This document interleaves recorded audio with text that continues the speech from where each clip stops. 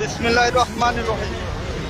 আমরা বগুড়া থেকে আসছি, বগুড়া সদর থেকে, যেখান থেকে জনাব তারেক রহমান নির্বাচিত হবে সেই আসন থেকে আমরা আসছি, জান্নাতের অংশগ্রহণ করার জন্য আসছি।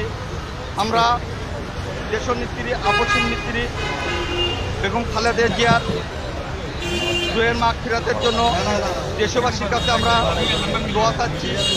আমাদের পুত্রবধূ, গণতন্ত্রের মা, দেশনেত্রী, আপসীন নেত্রী, দেশের সবার কাছে আমরা অনুরোধ করব তারকে যেন সবাই দোয়া করবেন, তার জন্য দোয়া করবেন এবং তাকে যেন জান্নাতের উচ্চ মাকাম দান করে। আমরা এই আশা ব্যক্ত করে আমার সংক্ষিপ্ত কথা শেষ করলাম। আসসালামু আলাইকুম। আসলে আমরা বগুড়ার লোক অনেক গর্বিত যে আমি মনে করছি শুধু বগুড়ায় বিএনপির জয়, আসলে বগুড়ায় না, সারা বাংলাদেশ যেভাবে বিএনপির জন্য ফায়দা করছে। আমাদের মানে সাবেক প্রধানমন্ত্রী বেগম খালেদা জিয়া, যে উনি যে এত সন্তান রেখে গেছে, আমার জানার মতো আমার বগুড়ার চাইতে আমার ঢাকাতে বিএনপির গণজোয়ার বেশি। আমরা বগুড়া সদর থেকে এসেছি। আমরা আমাদের দেশ নায়ক আমাদের তারেক রহমানকে আমরা এবার সর্বোচ্চ ভোটে আমরা ওনাকে ইনশাল্লাহ পার্লামেন্ট নির্বাচিত করব ইনশাল্লাহ।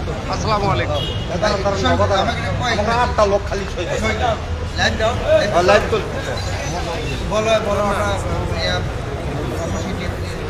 আমরা দেশনেত্রী বেগম খালেদা জিয়ার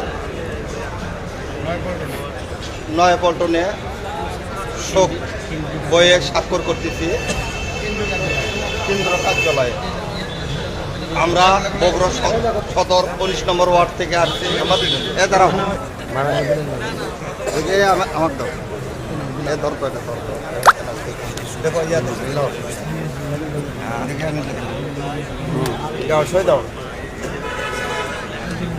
ভাইয়া, একটু দেখি।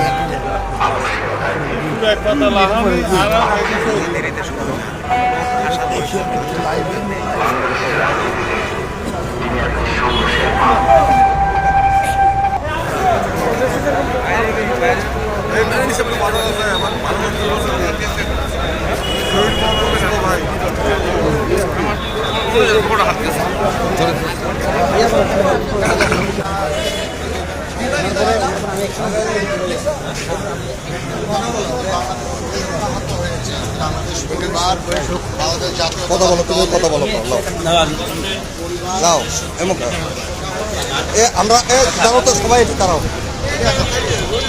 এ কথা কও, একজন কথা কও, এ কথা কও, এ দাঁড়া কথা কও, এ কথা কও,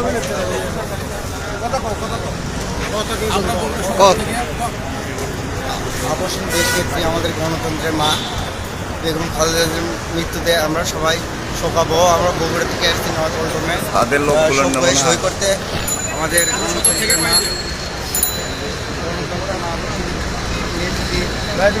মৃত্যুতে আমরা গভীরভাবে বগুড়াবাসী শোকাহত।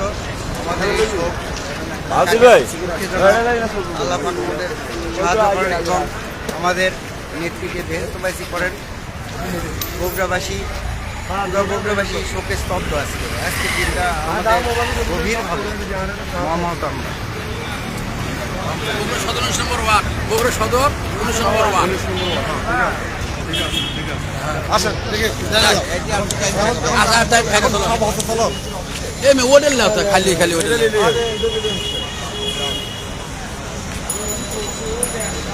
আচ্ছা, সব যা করার দরকার করে লিস।